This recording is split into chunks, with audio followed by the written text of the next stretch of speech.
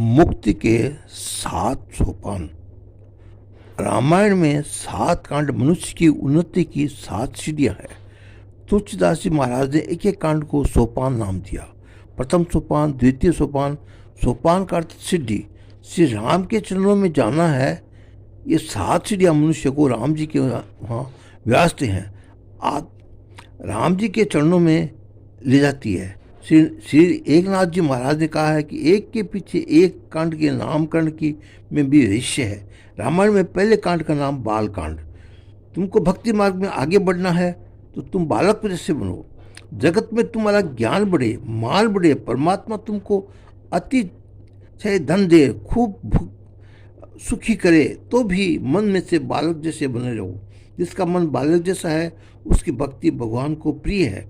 बालक का मन निर्दोष होता है। बालक के मन में विकार नहीं है, साथ वासना नहीं, मोह नहीं। बालक को कोई शिक धोखा और बालक रोने लगे तब कोई उसको पीड़ा देवे तो बालक भूल जाता है और इससे मुझे धोखा दिया है वह बेचारा पीड़ा खा लेने को दौड़ता जाता है। तुम्हारा कदाचित कोई अपमान करे तो तुमको प्रभु का प्रसाद देते तो प्रसाद को तो लेने को क्या तुम जाओगे।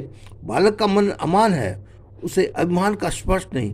बालक को कपट करने की बुद्धि नहीं, झूठ बोलने का ज्ञान नहीं। उसे तो दो किसी समय या माँ बाप झूठ बोलना सिखा देते हैं तो वो झूठा बोलता है। बालक को असत्य बोलना आता ही नहीं। एक बार ऐसा हुआ कि गधनी ने जंगलों में से देखा कि सेठ कुछ उगाई करने जा रहा है। घर में 3 वर्ष का बालक था। उससे कहा, बेटा तू बाहर जा और पहला सेठ आता है उससे कहना तेरा बाप घर में नहीं है। बालक ने कहा, पिताजी तुम तो घर में हो तो मैं कैसे कहूँ कि घर में नहीं है। बाप ने कहा, मैं तुझे पेड़ा दूंगा, तू बाहर जाकर ऐसा बोलना कि मेरा बाप घर में नहीं है। वह बालक बाहर आया और सेठ से कहा कि मेरे बाप ने मुझसे कहा है कि मैं पेड़ा दूंगा, मेरा बाप घर में नहीं है। बालक में कपट करने की अक्ल कहाँ है? उसको झूठ बोलने का ज्ञान नहीं है। ये भोला है, सरल है। इसी से तो बालक को भगवान बहुत प्यारे लगते हैं।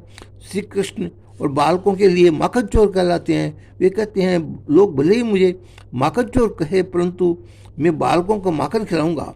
बालक की दृष्टि और मन इतने अधिक शुद्ध होते हैं कि उनको देखने वाला का भी मन बिगड़ता नहीं। दृष्टि बालक की जैसी रखो। बालक की आंख निर्दोष होती है। दोष मनुष्य की आंखों में मन में आता है। इसलिए दृष्टि के ऊपर अंकुश रखोगे तो जीवन निर्दोष होगा। का जैसी दृष्टि वैसी सृष्टि। बालक को जैसी निर्दोष निर्विकार दृष्टि रखोगे तो राम जी के स्वभाव को पहचान सकोगे। राम जी को घर में पधारना हो तो तुम शहर जैसे बालक बनो। बालक जैसे निर्दोष और निर्विकार बनोगे तो राम जी ठीक लगेंगे। बड़े बड़े संतों का हृदय बालक जैसा होता है। बालकांड का हमको बोध कराता है कि मन और वाणी क्रिया एक रखो। मन, वाणी और क्रिया एक हो तभी भक्ति में आनंद आता है। मानव भक्ति नहीं करता, ऐसा नहीं है। वह भक्ति करता है परंतु सतत भक्ति करता नहीं। इसका कारण यह है कि उसे भक्ति में आनंद आता नहीं। फिर भी भगवान की भक्ति छोड़कर संसार के विषय में आनंद लेने लगता है। मानव को भक्ति में आनंद आए तो वह भक्ति छोड़े नहीं। भक्ति में आनंद उसको आता है जिसके मन में वाणी और क्रिया एक होती है। मन में जो है वही बोलो और जो जैसा बोलो वैसा आचरण करो और वैसे ही क्रिया करो। मनुष्य वाणी से मिठास रखता है परंतु उसके मन में बहुत मिठास नहीं है।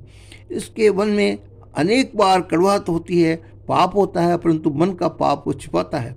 बोलता है कुछ और करता है और कुछ। बालकांड कहता है कि तुम बालक जैसे बनो। बालक का मन वाणी है और क्रिया एक होती है। बालक में छल कपट होता नहीं है। बालक अभिमानी होता है। तुम्हारा ज्ञान बढ़े परंतु सावधान रहना कि ज्ञान का अभिमान तुमको स्पष्ट न करे। इस जीव के पास अभिमान करने जैसा कुछ भी तो नहीं है, फिर भी बहुत अभिमान करता है। सब छोड़ना सहज है परंतु अहम छोड़ना बहुत कठिन है। ज्ञानीपन रखकर भक्ति करोगे तो भक्ति हो सकेगी नहीं। भगवान के पास बालक की तरह अज्ञानी बनकर जाओ। अज्ञानी बालक को माता पिता उसको बहुत ख्याल रखते हैं। पढ़े लिखे बालक को चिंता माता पिता को उतनी होती नहीं। वह कुल तोड़ फोड़ ले लगा। इस प्रकार और को भी उनको निश्चितता रहती है। जो मूर्ख है, अज्ञानी है, उसकी चिंता माँ बाप को अधिक होती है।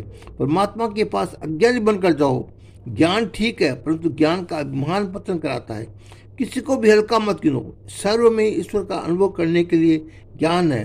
कोई हल्का नहीं है, ऐसा समझने के लिए नहीं। दूसरों को जो हल्का समझता है वो स्वयं ही हल्का है। बालकांड का ज्ञान करता है कि निरअभिमानी बनो और निर्मोह बनो।